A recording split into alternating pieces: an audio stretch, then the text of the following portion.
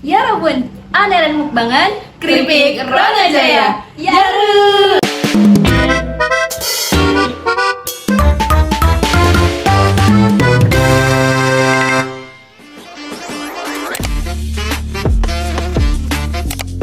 Guys, kami dari kelompok 7.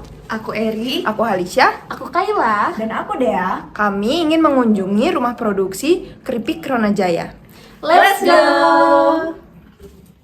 Oh, don't you dare look back. Just keep your eyes on me. I said you're holding back. She said, shut up and dance with me. This woman is my destiny. She said, ooh, ooh, shut up and dance with me.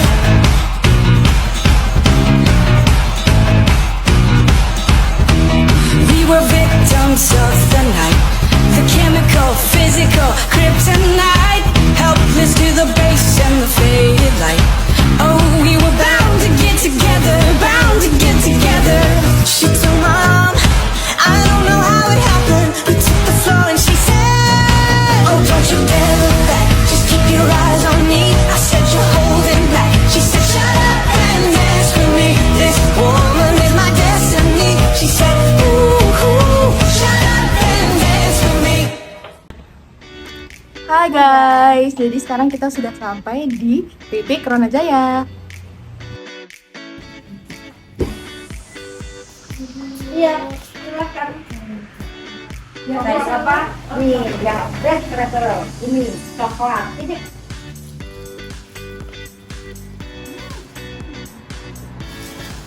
Kalau dulu ini, kan ada ini.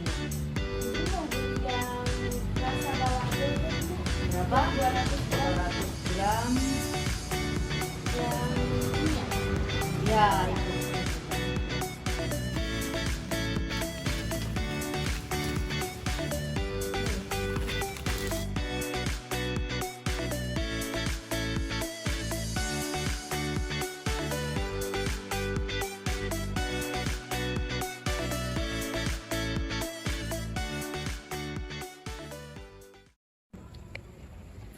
Halo, selamat malam. Jadi hari ini kami sedang berada di keripik Ronajaya sama Ibu siapa? Yani, Sama Ibu Yani. Ibu Yani adalah pemilik dari usaha ini ya Ibu. sepertinya iya ya. Nah, baik Ibu, di sini saya ingin mengajukan beberapa pertanyaan kepada Ibu. Jadi Ibu, di sini saya ingin bertanya, kalau misalkan di usaha ini sendiri itu, kalau misalkan ada pemasukan atau pengeluaran untuk misalkan beli bahan bakunya lagi, itu tuh dicatatnya secara manual atau udah pakai aplikasi gitu ya Ibu? Enggak, kita masih manual, masih pakai buku biasa. Kalau misalkan untuk yang nulisnya sendiri, ada itunya nggak? Ada pihak tertentu siapa gitu yang khusus untuk nulis? Enggak, ini kita sendiri. Kadang kalau emang ada yang kerja, kan suatu itu rame nih. Kadang-kadang emang ada kita baru kita kasih yang kerja. Karena kan keripiknya nggak tiap hari rame. Pas momen rame aja kita kasih ke yang kerja. Misalnya kayak lebaran, tahun baru itu kan rame nih, baru kita kasih ke yang kerja. Kalau untuk laporan keuangannya sendiri itu, misalkan ada laporan harian atau bulanan atau tahunan gitu nggak Bu, untuk melihat usaha ini berkembangnya sejauh mana sih, biar kayak bisa dilihat, oh misalkan bulan ini tuh penjualannya segini, bulan besoknya ternyata meningkat gitu. Ada nggak Bu yang kayak dibuat laporannya? Jarang sih, karena kalau keripik kita ini kan bisa diciranin loh. Karena kan kalau musim-musim kayak musim-musim mana sekolah kan memang kita di rumah sepi. Nah, cuman kita kan mainnya main bed, sama kita nitip ke warung, kayak ke sekolah kan nitip juga ke sekolah, ke warung-warung. Tapi kalau pas momen-momen rame itu kan, kalau keripik kan bisa dilihat, kalau itu bisa dilihat ramenya misalnya pas tahun baru, pas liburan anak sekolah. Jadi kita bisa lihat loh gitu. Berarti ini tuh kayak udah bisa memprediksi gitu ya, kapan waktu-waktu ramenya. Ya. Jadi nggak perlu dibuat tiap bulan itu line-up-nya biar kira-kira penjualannya lancar dulu ya. Jadi Ya. bisa memprediksi. Nah, karena kalau keripik ini kan emang dia kan apa ya, keripik ini kan oleh-oleh loh. Jadi ini kan emang oleh-oleh, bukan kayak kita jual nasi kan enggak. Kalau ini kan memang bisa diprediksi tiap apa pasti pas liburan anak sekolah, tahun baru, kan lebaran baru gitu. Kalau hari biasa mah makanya nggak pernah kita tulis karena udah kita kan bukan jual nasi, kita kan jual oleh-oleh gitu, udah dilihat.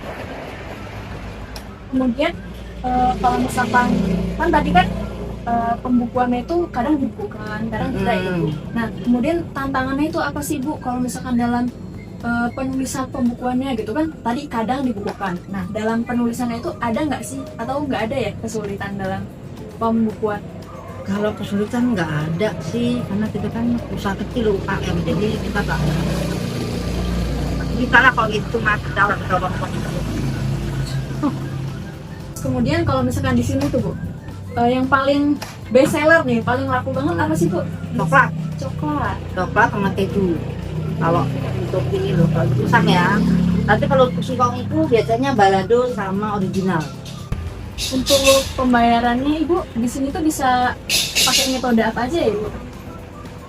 Apa itu? Kiris ya? Kiris. Ya, kiris, kita pakai kiris. Karena kan kadang kalau nggak pakai itu orang nggak mau beli, nggak jadi. Kadang kita nggak dapat duit sehari, maksudnya kecil semua. Karena udah digitalisasi juga ya. Ya, Gampang. Kalau kata-kata ikut perkembangan zaman, kata-kata. Iya. Terus berarti itu rekeningnya tuh memang khusus untuk pemasukan dari keripik ini aja Ya, Bu? Berarti emang nggak itu campur. enggak emang itu khusus. Jadi kita ada adminnya lah. Berarti sehingga kalau misalkan dipisah gitu kan berarti memudahkan juga mengelola keuangannya. Ya, makanya tadi nggak perlu Iya, kita nggak tulis perlu. karena iya kan udah ke situ semua gitu.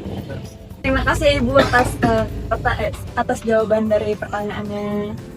Dari Ibu, terima kasih Ibu atas jawaban. Sama-sama. Terima kasih atas waktunya. Ya, jadi tadi itu adalah sedikit bincang-bincang kita bersama pemilik keripik Ronajaya. Dan untuk teman-teman yang mau order keripik ini bisa banget ada Instagramnya loh dan ada TikToknya juga. Jadi kalian tuh nggak harus langsung datang ke sini, tuh kalian bisa menemui itu di medsosnya keripik Ronajaya ini. Pokoknya udah gampang banget lah, dan itu di sini juga udah bisa pakai QR gitu ya, nggak harus cash gitu. Jadi ayo lari sini. Di sini saya akan menjelaskan flowchart bisnis dari kelompok 7 yaitu keripik Ronajaya. Diagram ini menggambarkan perjalanan konsumen sejak promosi produk sampai barang diterima dengan dua jalur utama yaitu offline dan online. Sebelum masuk ke alur, kita pahami dulu simbol-simbol dari flowchartnya. Yang pertama itu ada oval atau terminator yang menandakan awal dan akhir, contohnya mulai dan selesai. Kedua, ada persegi panjang menunjukkan proses, misalnya promosi produk, penjual menyiapkan produk, atau mengemas pesanan. Kemudian yang ketiga ada jajaran genjang, artinya input atau output. Biasanya interaksi konsumen seperti datang ke toko, melakukan pemesanan online, atau menerima produk. Kemudian yang keempat ada belah ketupat atau decision, adalah titik pengambilan keputusan, misalnya stok ada atau tidak, serta pilihan metode pembayaran. Kemudian yang terakhir ada panah yang menunjukkan arah jalannya proses. Sekarang kita masuk ke alur. Flowchart ini dimulai dari simbol terminator mulai, lalu proses promosi produk.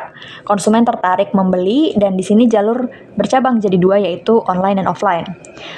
Kalau lewat offline, konsumen datang ke toko, kemudian memilih produk, lalu stok dicek. Kalau stok tidak ada, proses berhenti. Kalau stok ada, penjual menyiapkan produk, kemudian menghitung harga total, lalu pembeli melakukan pembayaran. Di sini ada decision lagi. Jadi apakah pembayaran dilakukan cash atau kris? Setelah itu konsumen menerima produk, lalu bisa memberikan feedback atau repeat order, yang akhirnya proses ditutup dengan terminator selesai. Jikalau proses online, konsumen melakukan pemesanan, penjual menerima order, lalu stok dicek kembali.